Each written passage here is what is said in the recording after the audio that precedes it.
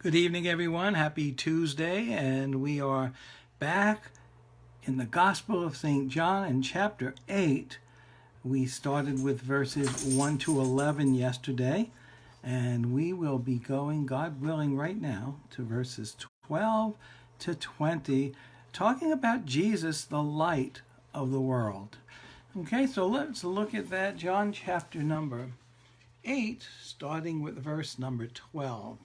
Remember yesterday we spoke verses 1 to 11, actually 7:53, the last verse of the previous chapter. A reminder, chapter numbers and verses were not in the original. They were added later for reference.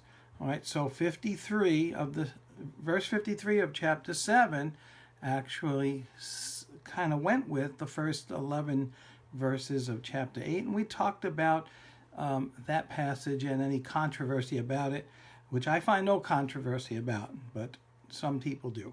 Anyway, we talked about that. If you missed that, you can see that on a Facebook video, or you can go to our YouTube channel, Apologist 357. Okay, verse number 12. Then Jesus spoke to them again, saying, I am the light of the world. He who follows me shall not walk in darkness, but have the light of life. The Pharisees therefore said to him, You bear witness of yourself, your witness is not true.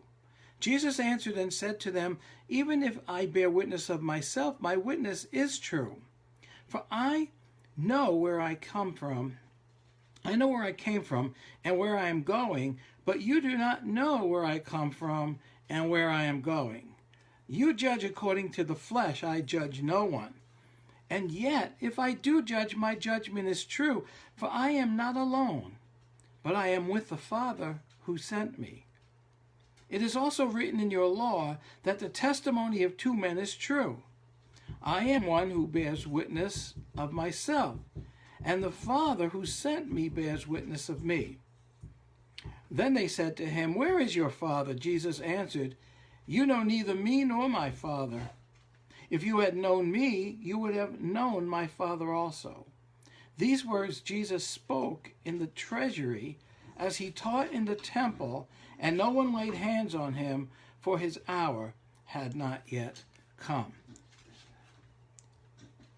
You know, it's interesting that, just a throwback from yesterday, it just occurred to me that in chapter 8, verse 2, which is part of the text that the modern translations say are not don't really belong there, that they weren't in the original, you'll notice that it would go along with verse 20, the verse they say doesn't belong there. In 8 verse 2, it said, Early in the morning he came again to the temple, and all the people came to him, and he sat down and taught them. Verse 20 says, These words spoke Jesus in the treasury as he taught in the temple, and no one laid hands on him, for his hour had not yet come. So that would perfectly be in complementary to verse number 2, which the modern translations say do not belong there. But we'll just let's move on with that for now. I just thought that was an interesting observation. All right, so as we look at this, Jesus, the light of the world, that's what he starts with in verse 12, telling them that he is the light of the world. Now think about this. What mere man could make a statement like that? I mean, previously he said, I am, in chapter 6, I am the bread of life. So this would be the second I am statement. Now, I am happens to be the name of God. If you look back in Exodus chapter 3, Moses saw the burning bush, and Moses went and turned aside because he wanted to see what it was about, and God spoke to him out of the burning bush. And as he spoke to him out of the burning bush, at one point Moses says, What is your name?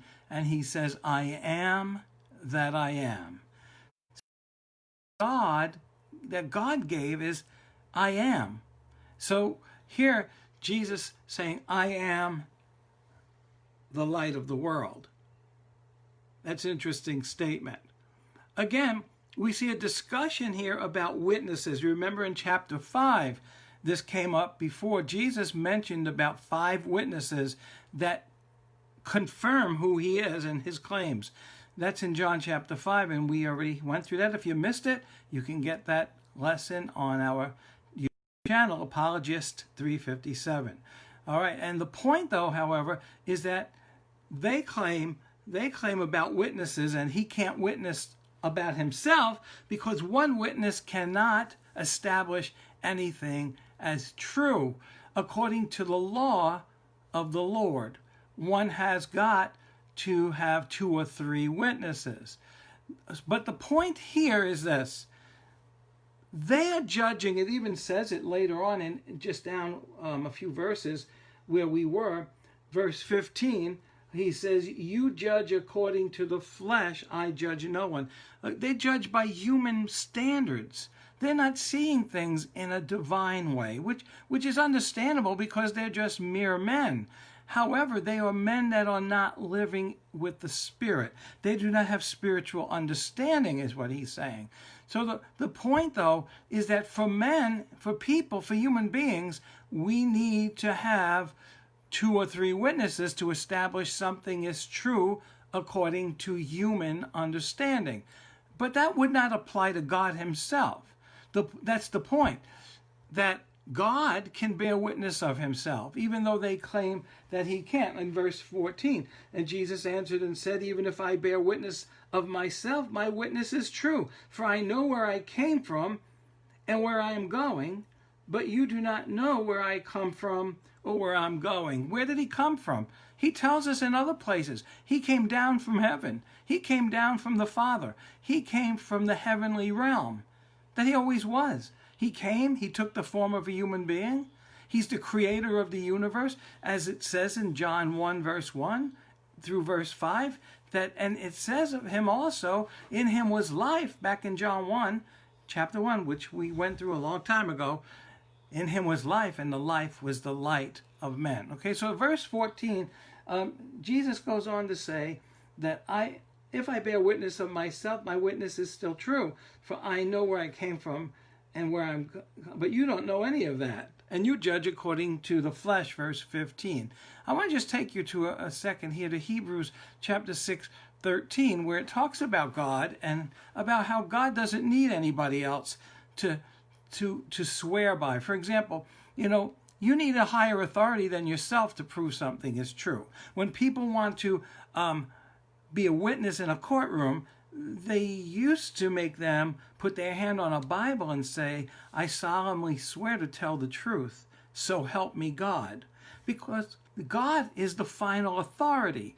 So when you look here in Hebrews 6:13, it tells us, for when God made a promise to Abraham, this goes back into the Old Testament in the book of Genesis, when God made a promise to Abraham, because he could swear by no one greater, he swore by himself. Well, Jesus has been saying that he's not just a mere man. He's the light of the world. You ought to know, and they ought to know, especially they would have known, knowing what the scripture says, they would have known from their scriptures that God is light.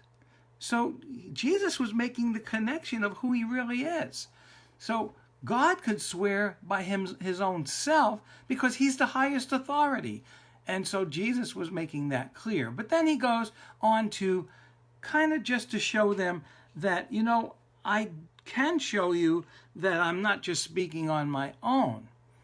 Okay? This rule concerning every truth is to be established by at least 2 or 3 witnesses. You can find this in the law, the Pentateuch, the Torah. It's found in Deuteronomy 17:6 and Deuteronomy chapter 19, verse 15.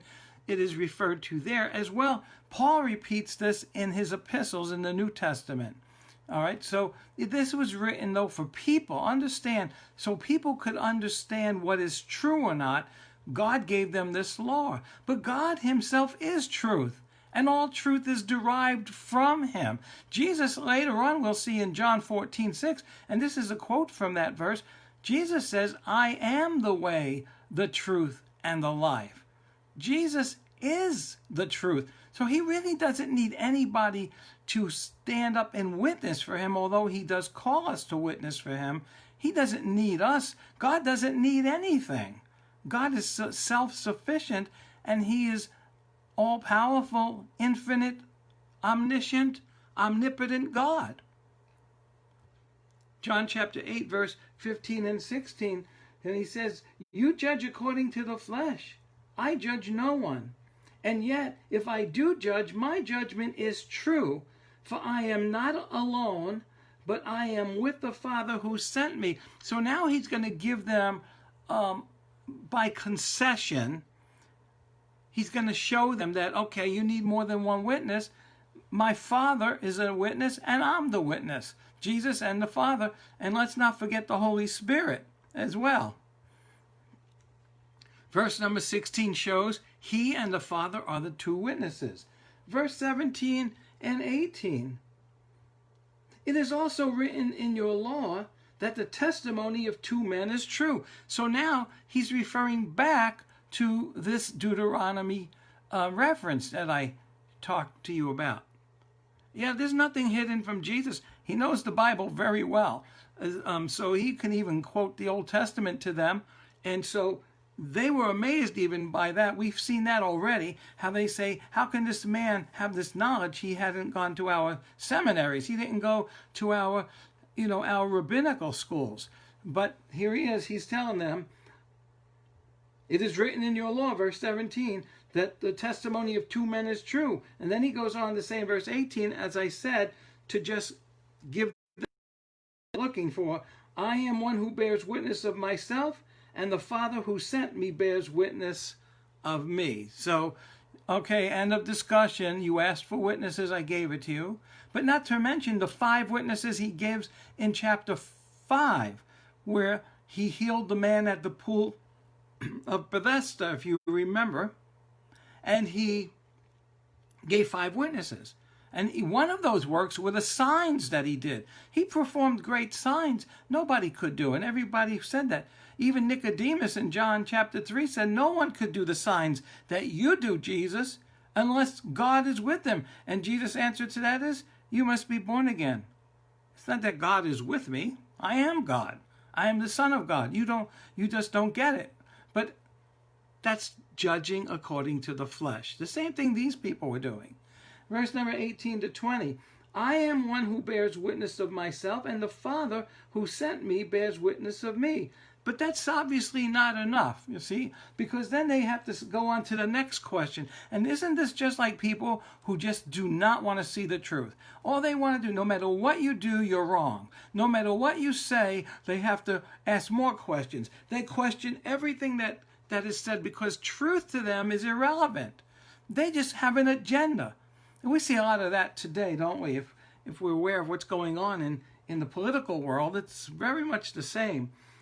In verse number 19, then they said, see, this is why they have another question now. Where is your Father?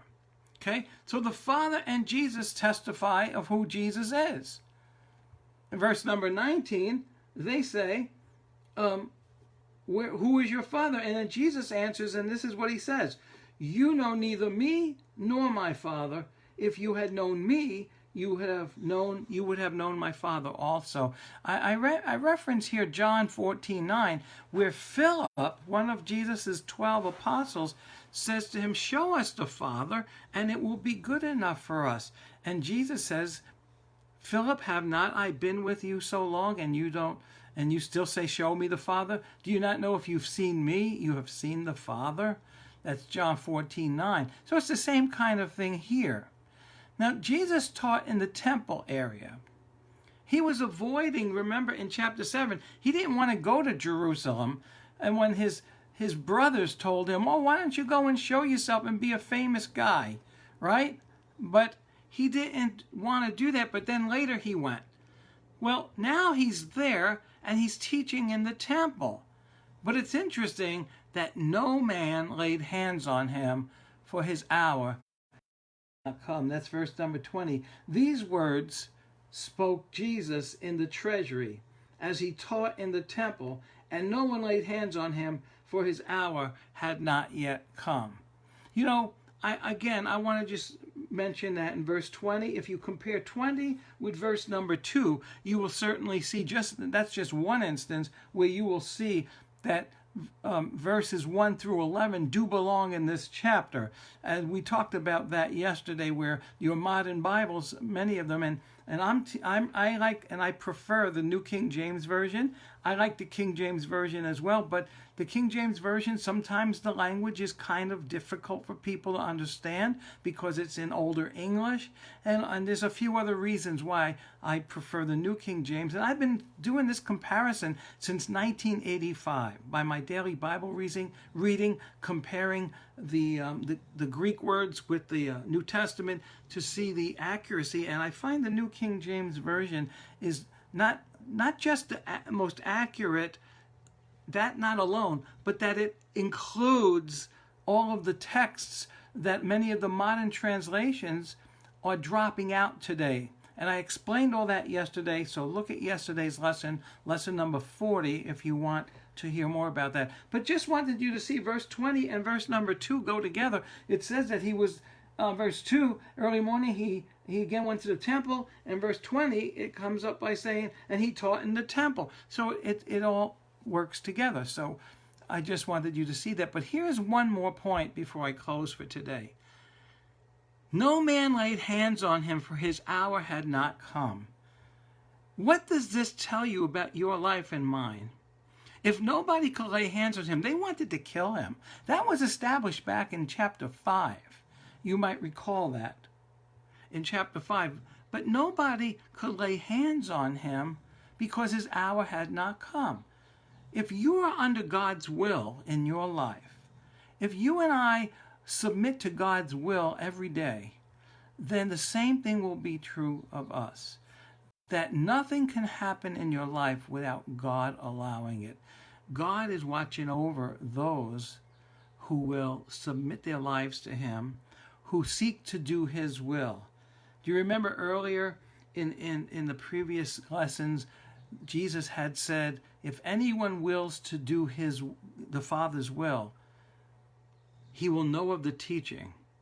And that's the truth. We will know the truth when we seek the Lord. So I just want to thank you for watching tonight. God bless you. And God willing, we'll continue tomorrow, which is Wednesday. We'll continue with verse number 21 to 30. God bless you. Have a great night now. Bye-bye.